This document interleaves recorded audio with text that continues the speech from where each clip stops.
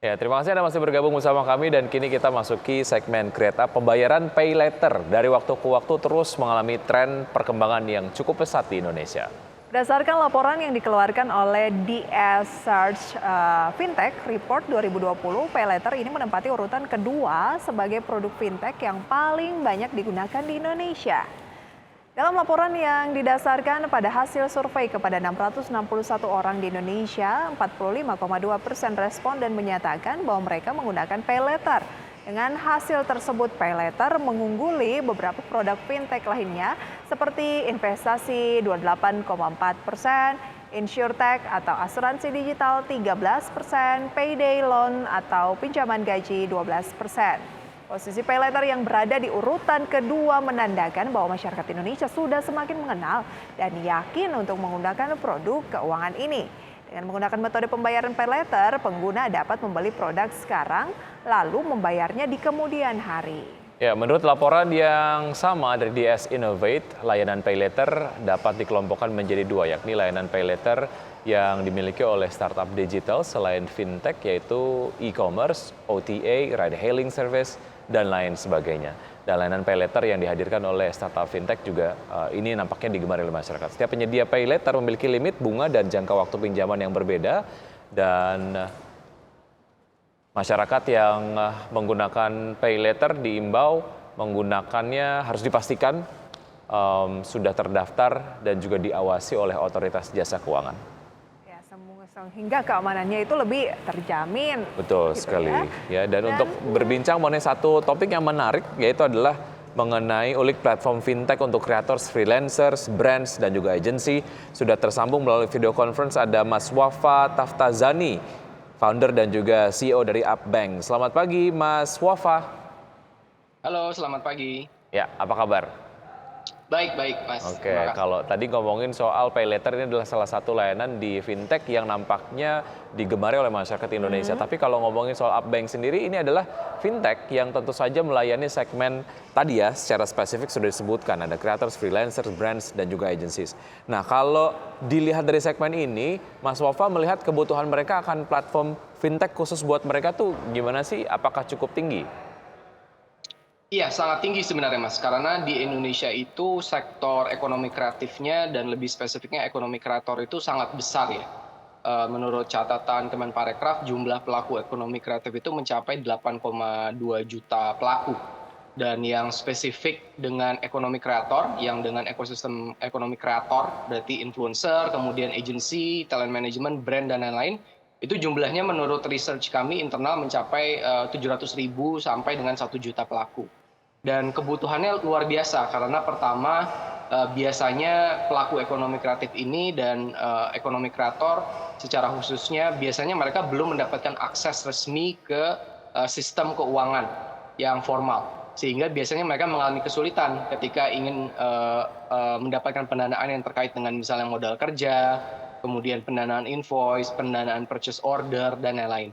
Belum kalau kita bicara mengenai capex dan investment. Gitu. Oke, lantas sudah seberapa banyak kebutuhan dari creators freelance, brand, juga agensi yang terlayani oleh Upbank untuk pendanaan? Ya, sekarang bisa dibilang jumlahnya sudah ribuan. Kami sebenarnya masih sangat baru, kami launching itu bulan Januari tahun ini, jadi masih 10 bulan. Tapi responsnya luar biasa dari para pelaku ekonomi kreatif. Karena memang sepertinya yang mereka butuhkan selama ini memang adalah bantuan pendanaan dan itu memang produk yang kami pertama kali launch gitu di Upbank. Kalau total dana yang telah disalurkan berapa, Mas? Saya nggak bisa mungkin spesifik ya. Kita jumlahnya mungkin secara kasar saya bisa bilang di kisaran ratusan miliar. Oke. Dan perlu diingat kita kerjasama dengan fintech lain yang juga terizin dan diawasi oleh OJK. Baik. Kalau dilihat dari apa yang kemudian coba dimasuki lah ya oleh Upbank sendiri, reasoningnya apa lagi, Mas? Karena dengan Anda meng-cater segmen ini, ada apa dengan fintech yang ada sebelum Upbank? Apakah kebutuhan mereka tidak terlayani? Sehingga urgensinya memang harus ada fintech khusus untuk segmen ini? Betul. Jadi sebelum adanya Abanks, kebanyakan fintech di Indonesia itu tetap membutuhkan persyaratan yang bisa dibilang mirip atau layaknya mirip dengan persyaratan yang diminta oleh bank. Jadi biasanya para pelaku usaha membutuhkan contoh catatan keuangan yang sudah profitable selama 3 tahun ke belakang misalnya. Atau mereka sudah terdaftar sebagai PT, memiliki entitas hukum gitu misalnya. Nah kalau di Upbanks, influencer atau brand, agency, kemudian kreator itu bisa mendapatkan pendanaan. Kami melakukan credit scoringnya itu berdasarkan pemasukan mereka dari berbagai platform. Jadi mereka mengconnect YouTube channel mereka, mengconnect profil Instagram mereka, profil TikTok mereka, kemudian rekening bank mereka, dan itu membolehkan kita untuk melakukan kredit analisis terhadap mereka gitu. Nah ini yang tidak dilakukan oleh bank atau fintech lain karena mereka tidak ingin untuk menganalisa kredit seseorang itu menggunakan data-data yang ada di social media. Dan di Upbanks kita mencoba model baru itu. Oke. Ini kan sangat segmented dan kita tuh cenderung mengetahui wiki creators, kemudian juga freelancer ataupun juga brands ini atau agensi itu biasanya banyak diuntungkan karena lagi booming gitu. Tapi sebenarnya kalau mereka mengajukan pendanaan gitu ya ke Upbanks itu biasanya lebih diperuntukkan untuk apa sih? Ya, saat ini bisa dibilang 100% pendanaan yang kami berikan sifatnya produktif ya. Jadi yang terkait dengan pekerjaan mereka. Misalnya mereka membutuhkan pendanaan untuk membeli equipment, misalnya kamera untuk vlogger atau misalnya PC gaming untuk gaming streamer dan lain-lain. Kemudian juga yang terkait dengan modal kerja, misalnya mereka butuh modal kerja untuk misalnya pembuatan studio atau misalnya mereka butuh traveling untuk vlogging dan lain-lain. Dan kemudian yang paling kritikal juga adalah pendanaan invoice dan purchase order. Karena biasanya para kreator ini mereka mendapatkan uangnya itu kan sebagian besar dari bekerja sama dengan brand ya. Mereka melakukan product endorsement, paid promotion, sponsorship dan lain-lain, dan itu biasanya pembayarannya itu memakan waktu lama. Tipikalnya itu bisa 2-4 bulan setelah pekerjaannya selesai dilakukan gitu. Nah, kita bisa memberikan cash advance lah istilahnya ya. Jadi invoice-nya kita danai, kita berikan dulu uangnya, jadi si kreator atau influencer mendapatkan uangnya di depan. Gitu. Oke, baik.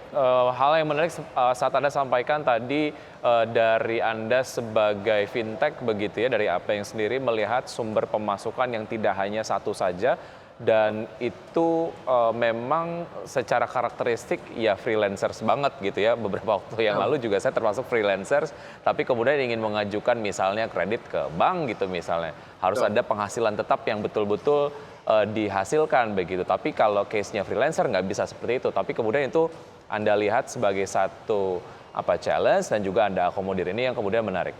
Oke, tapi kalau dilihat dari marketnya, seberapa menarik sih untuk market ini? Artinya secara semacam sumber revenue lah ya dari perusahaan sendiri, seberapa menarik sebetulnya? Kalau dilihat dari karakteristik tadi, ada pembayaran yang baru dibayarkan untuk jasa yang dilakukan oleh influencers misalnya, yang baru dilakukan 4 bulan kemudian. Sementara Anda sebagai perusahaan startup harus mikirin cash flow gitu. Nah itu gimana tuh? Nah ini juga perlu dimengerti dari bisnis model kami ya. Upbanks itu pendanaan yang kami berikan bukan dari balance sheet kami. Kami bekerja sama dengan fintech atau sumber dana lain yang juga diregulasi dan diawasi oleh OJK untuk kemudian kami menyalurkan sumber dana tersebut ke customer kami atau nasabah kami gitu. Jadi sifatnya kami seperti agent. Jadi kalau dalam klaster OJK di IKD itu kami adalah loan agent. Jadi kami menjadi agent untuk para kreator untuk bisa mendapatkan pendanaan. Kenapa kami bisa menjadi agent? Karena kami melakukan kredit analisis yang tidak dilakukan oleh sumber para perusahaan pemberi sumber dana ini, dan mereka juga mungkin fokusnya ke UMKM atau enterprise atau small and medium enterprise gitu ya. Jadi mereka belum melihat nih ekonomi kreatif ini. Tapi kami lihat, kami buat model analisa kreditnya sehingga kami bisa menjadi agent untuk mereka gitu. Nah, kalau secara revenue dan lain-lain sangat luar biasa sebenarnya potensinya, karena seperti yang tadi saya sampaikan, ekonomi kreatif ini di Indonesia ini luar biasa besar. Dan kalau kita ngomong spesifik influencer, semua orang bisa dan mau menjadi influencer sekarang. Apapun pekerjaan kita. Mau kita pebisnis, politisi, mau kita news anchor, mau kita insinyur, semua bisa membuat konten yang spesifik dan relevan dengan industrinya masing-masing gitu. Berarti kita melihat banyak ya di TikTok, di YouTube, dokter jadi influencer, engineer jadi influencer gitu-gitu. Nah itu jadi potensinya luar biasa besar sebenarnya. Berarti saya dan Wiki bisa mengajukan pendanaan ke Anda dong. Melalui Nanti akan kita Bisa bahas. sebenarnya. Dan Bisa. apa benefitnya nih Mas kalau misalnya kita ngajuinnya ke Abanks. ya dibandingkan dengan yang lain. Kita akan ulas usai jeda pariwara berikut. Pemirsa, pastikan Anda masih bersama segmen Create Up Power Breakfast.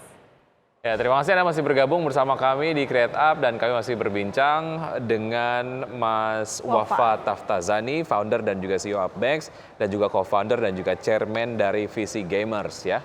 Oke, apa benefit yang didapatkan oleh para creators ataupun yang ya di bidang industri Freelancer, kreatif gitu ya. kalau melakukan peminjaman dana ataupun pengajuan dana ke Abanks gitu dibandingkan dengan mungkin perusahaan fintech lain? Pertama dari kemudahan aksesnya sendiri, jadi kami membuat aplikasi Abanks itu sangat smooth untuk influencer yang sudah memenuhi threshold. Jadi tinggal connect saja channel YouTube-nya atau Instagram profilnya atau TikTok profilnya, itu kami sudah langsung bisa melihat data-datanya dan bisa melakukan asesmen awal. Kira-kira berapa pendanaan yang dibutuhkan, resikonya seperti apa, dan lain-lain. Kemudian semuanya dilakukan juga secara online, jadi ketika mereka ingin submit invoice, mereka ingin submit purchase order untuk kemudian kami danai, atau nanti ketika ada kontrak dan lain-lain, itu semua dilakukan online. Jadi istilahnya nggak perlu keluar dari kamar bahkan lah ya, untuk mendapatkan semua benefit yang ada di Abanks. Secara rate pun kami kompetitif, jadi kalau dibandingkan dengan misalnya teman-teman influencer harus ngambil dari pinjol online yang sifatnya konsumtif gitu, yang biasanya konsumtif, atau mungkin dari harus menggadaikan sesuatu. Kami cenderung rate kami cenderung kompetitif gitu dibandingkan dengan sumber-sumber lain. Dan ya secara keseluruhan banyak pelaku ekonomi kreatif atau ekonomi kreator saat ini memang tidak bisa mendapatkan akses sama sekali gitu. Sehingga benefitnya bisa dibilang ya dengan mendapatkan akses ini itu sudah termasuk sebagai benefit. Boleh tahu rate-nya berapa mungkin untuk apa namanya ya bunga ya? Oh ya. Ya, jadi rate kami itu di kisaran 1,5 sampai 2,5% per bulan. Itu tentu tergantung jumlah, tergantung profil resiko dari si pelaku ekonomi kreatif, dan juga tergantung lamanya pendanaan. Oke, berarti untuk akun-akun misalnya untuk YouTube channel yang sudah dimonetisasi itu akan lebih mudah untuk bisa mendapatkan pendanaan melalui Abanks gitu ya. Kemudian untuk followersnya sendiri di Instagram sudah berapa puluh ribu gitu ya. Itu mungkin salah satu screening yang dilakukan oleh Abanks sendiri supaya salah satu influencer ataupun konten kreator yang bisa mendapatkan pendanaan adalah memenuhi syarat-syarat itu. Kurang lebih kayak gitu nggak, Mas Wafa? Betul, secara umum ada beberapa faktor lah ya yang kami gunakan untuk mengakses credit worthiness sebuah pelaku ekonomi kreatif. Salah satunya tentu pendapatan, ya kan, pendapatan dari YouTube berapa, dari Instagram berapa, dari TikTok berapa. Kami lihat rekening korannya, benar nggak dia pendapatannya segini, kemudian keluarnya berapa, jadi kami tahu free cash flow-nya berapa. Nah, hal-hal seperti followers, likes, comments itu sifatnya supporting karena followers itu bisa menunjukkan orang ini reach-nya seberapa banyak sih kalau dia endorse dengan brand, biasanya berapa revenue yang dia dapat. Itu kan dipengaruhi oleh jumlah followers, likes, comments, dan lain-lain. Tapi dia sifatnya supporting. Kenapa? Karena followers dan likes dan comments itu mungkin tidak necessarily langsung translate menjadi revenue. Gitu. Jadi tetap yang kami lihat adalah revenue generation-nya. Nah, sejak berdiri dan udah hampir 1 tahun gitu, bagaimana dengan kredit macet gitu? Ada nggak dan seberapa besar? Ya sejauh ini karena kami masih sangat baru ya, kami baru 10 bulan. Platformnya pun belum terbuka secara umum. Harus followers di atas jumlah tertentu. Atau misalnya influencer yang kami memang undang ke platform sebagai invite only karena ada kerjasama dengan talent manajemennya dan lain-lain. Jadi makanya jumlah customer kami juga belum terlalu banyak, ribuan. Jadi kredit macet belum lah ya? Bisa dibilang kredit macet saat ini belum ada sama sekali. Sempat ada satu nasabah yang bayarnya telat 1 hari, tapi itu karena masalah operasional, karena masalah transfer limit, bukan karena masalah kredit. Gitu. Oke, baik. Pendanaan sejauh ini digunakan untuk apa dan target Abanks sendiri ke depan seperti apa, Mas Wafa? Iya, jadi bulan Januari ini kemarin kami mendapatkan pendanaan sekitar 78 miliar, 5,5 juta US dollar itu dari hampir 30 lebih investor global maupun lokal, mayoritas masih global, dan ini adalah menurut saya signal dari seberapa confident-nya global investor ya terhadap ekonomi kreatif Indonesia dan Indonesia secara keseluruhan. Sejauh ini penggunaan pendanaan untuk ekspansi tim, pengembangan produk, dan juga untuk research dan development dan partnership.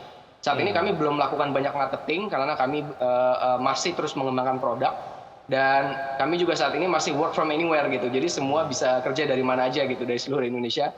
Jadi belum banyak juga keluar dari yang sifatnya untuk operasional dan lain-lain. Jadi fokus pada pengembangan human capital dan tim saat ini. Baik, semoga sukses selalu untuk Mas Wafa dan juga Upbanks. Dan sampai berjumpa kembali ya. Ya, thank you Mas Wafa. Terima kasih, selamat pagi. Dan pemirsa, sudah 90 menit kami menemani Anda dalam Power Breakfast. Semoga apa yang kami perbincangkan kurang lebih 1 jam 30 menit ini bisa menjadi referensi sumber informasi untuk Anda. Jangan lupa perbarui terus informasi Anda dengan menyaksikan ID Actionable, your trustworthy economic business and capital market channel. Saya Prisa Sambodatu. Dan saya Yogi Adrian. See you in the morning.